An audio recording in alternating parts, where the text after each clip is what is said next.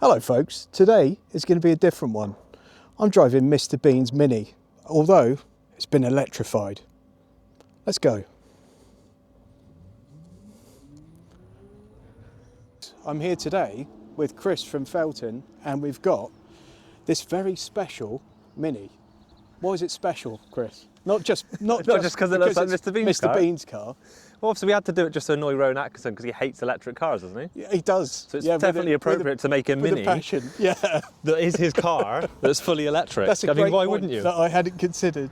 Yeah, I love it. So, I mean, in the other video, if you haven't seen it yet, I'll put a link in the description and pin it up on the screen somewhere. But we've seen the chassis for this, which is basically pull out the old one, bolt this on, Yep. no cutting, no chopping. No cutting, no chopping, nothing. Everything's plug and play, everything bolts in, every loom is pre-made, so you're not doing any looming, anything like that. It's all done. Gets fully tested on a rig at Fellten before it ships, so we know it all fully works. Then it goes in. Obviously, there is odd little bits with the original Mini wiring, which Yep. you can't help, but that's all normally in the rear where you connect into the 12-volt system. It works with if you've got a brake booster or haven't got a brake booster as well, so it covers both. And yeah, it's quick, easy, simple. Yeah. For an EV conversion. Obviously, we've done all the work and all the engineering to make it as easy as possible to install. So it looks simple, but it's taken years to develop with BMW and Mini Sport to get it dead right. And these are generally going in fairly high-end restorations or cherry examples. Yeah, like really high-end Minis that are clean and not full of rust, which is hard to find these days. Yeah. And they are going up in value quite a lot. Yeah. Which is crazy. I remember Minis for a couple of £100. I know, yeah. But I mean, when I was a boy, back when dinosaurs roamed the earth, I mean, that was your first car. Everyone's first car was a Mini. Yep. Because you could get one for any price, seemingly. Yes, exactly. Yeah. Exactly. Yeah. Great.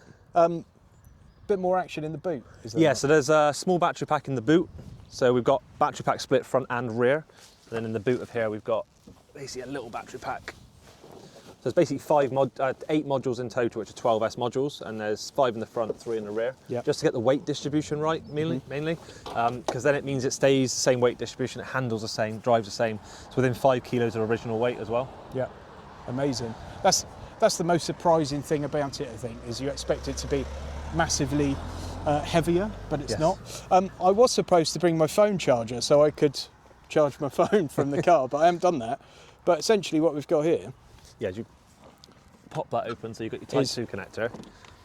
Pop that in, and then you can just you press the little button here, which there's the charge button. Yeah. Basically, you press that a set number of times, and it puts it into vehicle to load. Yeah. And then you can charge stuff off of it. So if you're going camping or something with your Mini. Exactly. Yeah. Exactly. Amazing. Very cool. And I mean, with some manufacturers are doing this in brand new EVs, but I mean, in conversions and stuff, you don't generally see that, do you? You don't, but you've got, we're running OEM parts, so we're buying parts brand new, which would be used in other OEM vehicles. So that means we're buying parts that potentially have this already built in. So all we're doing is enabling and integrating it into our system to get it to work. Yeah. So like in this scenario, it's a 7 kilowatt bidirectional charger that does 3.3 kilowatts export. Yep. And it's just CAN bus based. So just activate it over the CAN, make sure we have relevant control of it, obviously, and then turn it on. Sorry. Also got a dog joining us in this one, which is a first for the channel. Cool. Right. We need to have a look at the interior, but it's all looking fairly stock in here. It looks very nice. As stock as it can be interior wise. Yeah. You a couple of different gauge options. So this one's got 3 gauges in the middle of here from Speed Hut. And we also do the larger middle gauge, or you can do the smaller gauges that basically sit in the cluster here on some of the newer Minis you would get. And then where you used to have your choke is actually your mode button. So you can basically pull this to go into sport and eco mode. Oh wow, which is quite cool. Which is appropriate with the choke was, and then you've still got your fan, so that's your free span speeds, but you've got one which is just fan. Yeah. And then these other 2 are heat, 2 different levels of heat basically. Great. So it's like a new heater box with a PTC heater inside, and obviously a little 12-volt little phone charger. And then the gear shifter looks original, but it's actually not. It's a drive, and then you've got to lift up, go into reverse. That sits. It bolts into where the original shifter system was, but it looks fitting. It's just drive reverse. Yeah, it doesn't look out of place at all. Single speed gearbox, new throttle that goes in, doesn't look out of place. New throttle bracket, bolts it in, it makes it. We just tried to keep it so if you looked at the car from the outside in, you have no idea it's electric. Yeah. And that's the key thing, is you want people not to know these classics are electric. Yeah. until they can't hear it drive past. Right, I think we need to take it for a spin, don't we? Yes, definitely. Let's do it.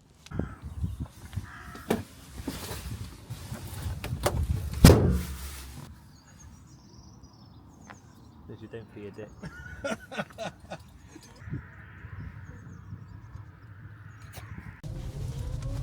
No power steering. No power steering. You're struggling there. No power brakes. It's at the end, there's a roundabout at the end. What's your first impressions? It's wicked. You can see you smiling. Because it's like so alien, you know, when you've got no concept, am I doing like 15 or 40? Well, the thing with the Mini, the windscreen's flat as well, and it's so small, and you can feel the road and every noise you pick up on. They just feel faster, don't they? Yeah. It's really hard to judge. Oh, I've still got the indicator on. Go up, there we go. Common Mini thing, the indicator's not clicking off. Yeah. Got to keep the quirky bit still there. It's weird, isn't it? 'Cause it feels exactly like a Mini, only with instant power delivery. And none of this horrible noise. Yeah. Jesus. Yeah. And no power steering. No power steering.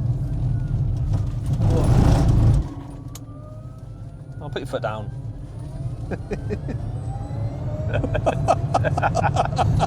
So it does pull you back a bit, doesn't it? Yes. Yeah, it really does. Yeah, when you really give it the beans, it does kind of say, much like the key ring on the car key here, it says "Don't be a dick," which, given it's me driving, that's probably quite a good thing. It's just brilliant fun. Like, it still handles so well. I think that's the thing. Yeah. You've got the Mini handling, but then you've actually got the power to go with it. You've got a crude level of traction control with this, where it basically does RPM limiting. Yeah. So if it senses the RPM gaining quicker than what we've set it as its maximum gain limit, it then limits back. Yeah, yeah. So you normally just go out on a nice day with the tyres warm and go, what point does it break traction? That's my limit for RPM gaining. If it does need more than that, it will limit back a bit. So it's like a basic traction control. What did you have to do with the brakes and everything? Because so the brakes are all original brakes. We've just got a brake sensor in there now. So we have a pressure sensor on the brake line. So as the pressure builds up, it increases the regen as well. Right. So you get regen assist basically on the brakes. And if you have a servo brake, you have to have a vacuum pump with a reservoir. That's what I was thinking. Like, yeah. So this is non-servo on this one. Right. But if it's a servo one, it just has a little vacuum pop. It just kicks on every now and again, to just maintain vacuum pressure. But with the regen, you don't really need it, but you have to. Yeah.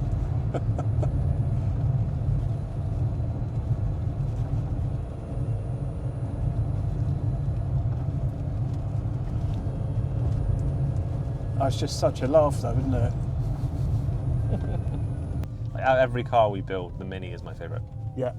We build nice Porsches, all sorts of stuff, but the Mini is just, it's just so, you smile all the time you're driving it. Yeah. It's quirky, yeah. And everyone looks at it. Like, everyone judges you in a Porsche, no one judges you in a Mini. Well, when we just literally pulled up for half a second in the middle of the country, and some random passerbys immediately stopped and talked about it, haven't they? You know, with no clue that it's electric or anything. It's just the fact that it's a Mini. In fact, it's a Mr. Bean Mini as well. yeah, that does help. Considering Mr. Bean didn't do that many episodes as well, which is what surprised me. I think there was only it was less than 20 episodes, I think he did. Obviously, the cartoon's now living on. Yeah. It has such a massive following globally. It's crazy. Yeah, and it always surprised me that it was such a big hit in the US as well. Yes. So what we got is 100 horsepower. Yeah, it's roughly 100 horsepower. Yeah. So it's a 70 kilowatt electric motor, which, if you do the Google calculation, it comes out of 100 horsepower. The thing that we all know is that electric power is so instantaneous. Yeah. And the torque is so continuous to then drop off. Horsepower to torque to EV just doesn't quite calculate out the same. So you tend to find that 100 horsepower electric will feel considerably faster than 100 horsepower petrol, because you've not got the gear changes, you've not got the shifting. It's just instantaneous. I think that's the key thing, is it feels quicker. It always feels faster than 100 horsepower because you haven't got those gear changes to do along the way, and you're not waiting for something to come on boost and be at peak RPM for to have full torque.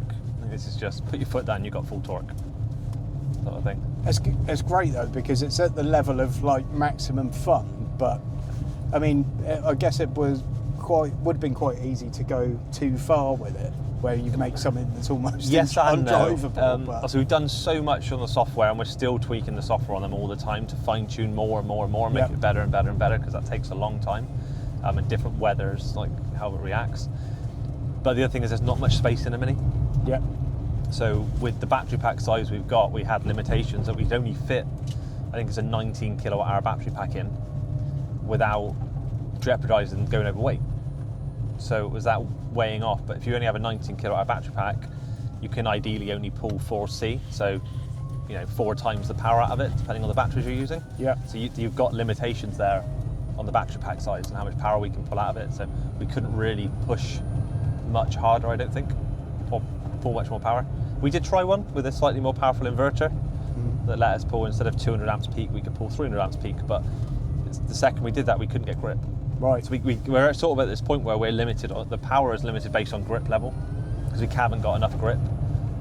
Also, we can put semi-slicks on it and get it to go a bit quicker, but for general road use, we can't make it any faster without running semi-slick tyres all the time, wider tyres, additional weight maybe over the front to get more grip.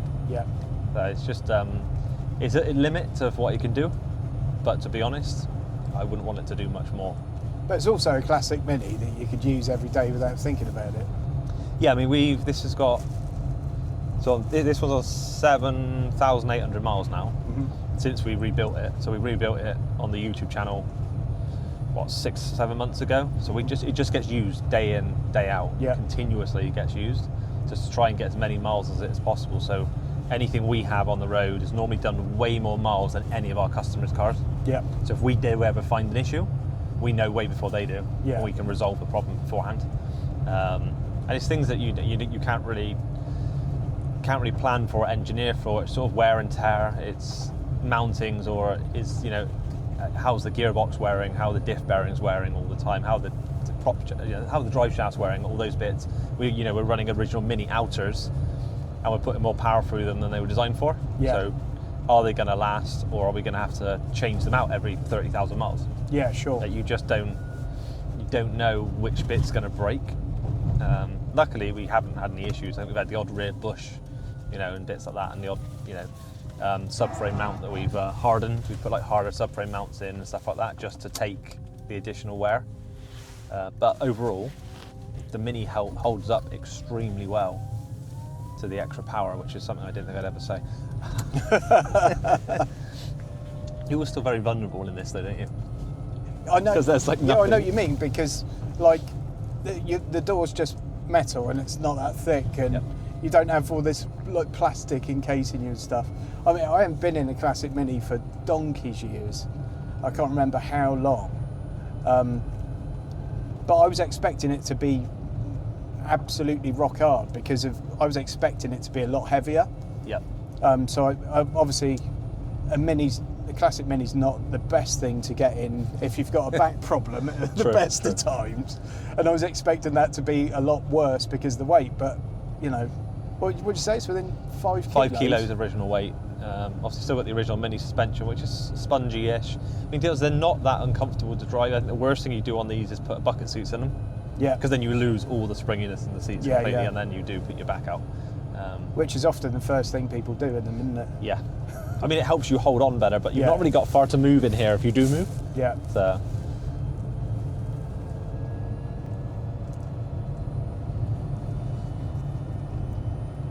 I think you should give me this as like so I can make loads of content. Is that right? Yeah. It's only right, really. We do lend it out to people. We have lent it out to some people before. We lent it to Chiro at Petrol Hedonism. Oh yeah.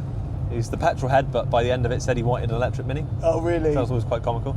So he borrowed it for a couple of days. Do you know, I've had that with so many of my mates when they're really anti-EV, and then I've had a press car in for a week and we've been going somewhere and I pick someone up in it, and then like, you always know when they've changed, because it's always, oh, we've got this, have you? And then 10 minutes in, it's like, so how much is one of these? Yes. I mean, I have all sorts of different vehicles. I've driven all sorts of different vehicles, but the EVs are just easy. Yeah. And I think, as a petrol head, yes, I wouldn't. Would I only have an EV? Probably not. I'd always want some other stuff just to mess around with. Yeah. But for 99% of the population, EV is so perfect. Yeah. I mean, my Tesla, nothing can keep up with it. It's a performance Tesla, a Model S. It absolutely flies. And the only other cars I'm going to go and buy that are an equivalent are things like Lamborghinis, Ferraris, all that sort of stuff. Yeah. And they cost a fortune to look after, a fortune to buy. That's it, yeah. If you've got the money to buy one in the first place, that's one thing, which is huge. Which means you've got money to fuel it. But keeping it on the road. Yes, exactly. Yeah. But you can go buy a Model 3 Performance and be just over 3 seconds 0 to 60. For under 20 grand. Under 20 grand now, yeah. And what's going to keep up with it? Yeah. Just very little.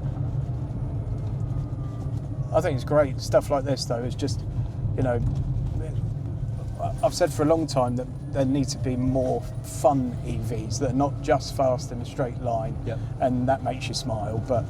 And I think more recently we're seeing some more of that, like the Ioniq 5N. Yes. I mean, I don't know if you've driven one of those, but I have not yet. It's absolutely unbelievable, and I would challenge anyone to try one of those and not grin. And I think you've got the same thing here, because it just makes you smile, doesn't it? Yeah, it really does. You don't miss the noise. I mean, you've got noise anyway, so we've now got like gearbox whine.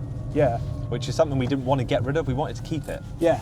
Because the classic Mini had gearbox whine, so why not keep a bit of gearbox whine? I might have just broken it, by the way. Don't worry. These roads are awful around here. You go in a dip and you don't know if the Mini's going to come out the other side of it. Probably after a year or so, I'd remember to... It should click itself off. It just aftermarket steering wheel on a Mini. Yeah. It doesn't click off.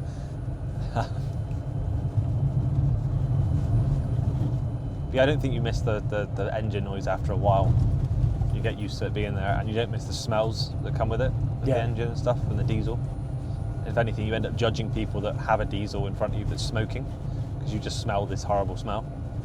I'll tell you what, I've become much more sensitive to like diesel smells these days than I was, and I think it's because there aren't so many of them around. It's like I grew up around smokers. I've never smoked, but I grew up around smokers, and I used to walk in somewhere that probably reeked of it, and I didn't notice it. Where now, if someone's been smoking and they walk inside or something, I'm like, oh God, smell an ashtray. Yeah, you know, straight away. And I think that's starting to happen with diesel a bit for me. Oh, 100%. I find myself judging people that have diesels without DPFs and stuff in. Yeah. Because you can smell them really bad, and I'm like, I find myself looking at them thinking, you are purposely damaging me now as my health, and making me breathing these horrible fumes that you're outputting, which is weird. But I never thought I'd be like that. If you spoke to me 10 years ago, I was the complete opposite. Yeah. Like I was really bad whereas now, as I'm getting older, my opinion is changing so much, which is quite crazy, and I think a lot of people out there don't like it. It's changing. A part of it is just that, though. It's like a fear of change, isn't it? I mean, I'd happily have a petrol car and stuff still. I'm not obsessed with EVs in any way, but when I actually think about it, and I've had the last 2 times I've got a car, I've decided to get an EV for various reasons. But I don't mind if they're not for the next bloke, but they're... It becomes hassle as well. And they're not all brilliant. You know, there are the fundamentalist EVs as well that can't have anything said against it.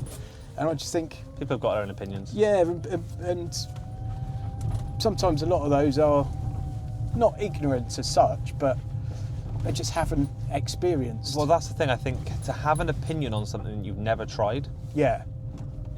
You shouldn't be able to have an opinion on it unless you've tried it. Yeah. Like, it seems wrong having an opinion on an EV if you've never driven an EV. Yeah, absolutely. So in that case, I think anyone that has an opinion on an EV out there is just try one. If you try one and you don't like it, then fine. Yeah, that's cool. You're entitled to having an opinion, but we want to know you actually try it first. The other great thing about this car, of course, is you can drive it from the roof. And how many cars can you do that in? Not too many. Thanks for watching, folks. Please subscribe, please like, and I'll see you on the next one. inflatable chair. And when you put inflatable... Huge thanks to all my channel members for your continued support. I really do appreciate it.